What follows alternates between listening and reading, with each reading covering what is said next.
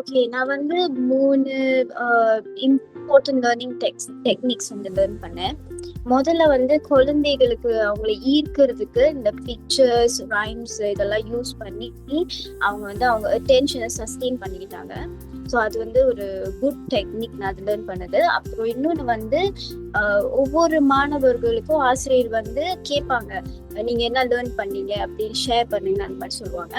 இந்த மாதிரி செய்யும் போது அந்த அந்த பிள்ளைங்களுக்கு செல்ஃப் கான்ஃபிடன்ஸ் வந்து பில்ட் ஆகுது அப்படின்னு நான் நினைக்கிறேன். ஸோ அது ஒரு ரொம்ப ஒரு இம்பார்ட்டன்ட் திங் நான் லேர்ன் பண்ணுது.